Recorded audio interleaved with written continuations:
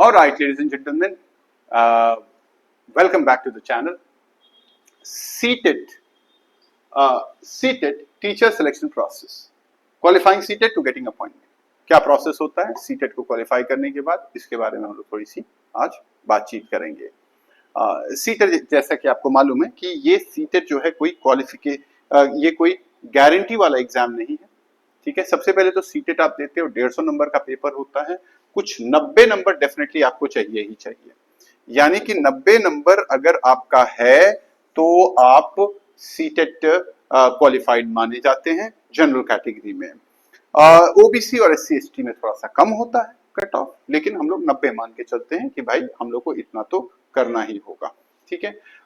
इसके एग्जाम के बाद सोचिए आपका 150 में से 90 नंबर आ गया, क्या आपका फिर सरकारी नौकरी तुरंत लग जाएगा? जवाब है बिल्कुल नहीं। CTET जो है वो एक एलिजिबिलिटी है, रिक्रूटमेंट नहीं है। 90 नंबर आने का मतलब आप टीचर हो जाएंगे, ऐसा बिल्कुल नहीं है, ठीक है। CTET के स्कोर के बाद फिर जो सरकारी और गैर सरकारी भर्तियां आती हैं, वैकेंसीज आती हैं, वहां पे आपको अप्लाई करना पड़ेगा और फिर उसके बाद आपका उसका एंट्रेंस एग्जाम होगा अलग से, उसके बाद आपका इंटरव्यू और डेमो क्लासेस भी हो सकते हैं, उसके बाद आपका फाइनल मेरिट लिस्ट यानी कि फाइनल जो सिलेक्शन लिस्ट होती है वो जारी होती है और उसके बाद ही आपके डॉक्यूमेंट वेरिफिकेशन के पश्चात आपका अपॉइंटमेंट होता है, ठीक है।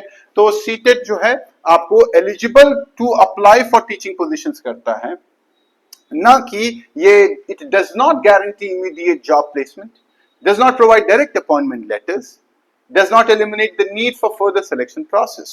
So this is not the final selection. It is basically a preliminary round wherein you get to appear into different examinations in the country, right? तो ये एक eligibility है, यह एक पात्रता है, यह एक final selection का आपका गारंटी नहीं है, ठीक है। आगे चलते हैं, आगे देख लेते हैं। टीचिंग पोजीशंस में आप अप्लाई करते हैं और फिर आप आगे की तरफ अपने अपॉइंटमेंट्स को लेके जाते हैं। एडिशनल टीचर रिक्रूटमेंट एग्जामिनेशन भी होते हैं, जैसे यूपी में CTET और टेट के बाद सुपर टेट होता है, जो कि फाइनल सिलेक्शन का प्रोसेस होता है, सुपर टेट, ठीक है।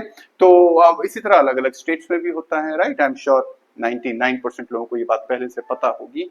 आता क्या है? सब्जेक्ट एक्सपर्टीज आता है, टीचिंग मेथोडोलॉजी आता है, general awareness and current affairs आता है, आपका जो डोमेन होता है उसके अलग से क्वेश्चंस आते हैं, राइट। तो सारे के सारे बच्चों को ये ध्यान रखना होगा कि CTET is not the final selection, it is just an eligibility. इसके बाद अलग अलग भर्तियां जो आती हैं उसकी एग्जाम अलग से देना होता है, लेकिन हाँ, उन एग्जाम्स को देने के लिए CTET पास होना जरूरी है।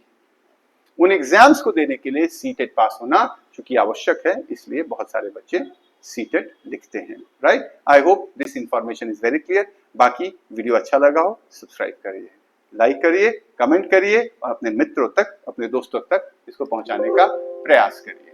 Thank you.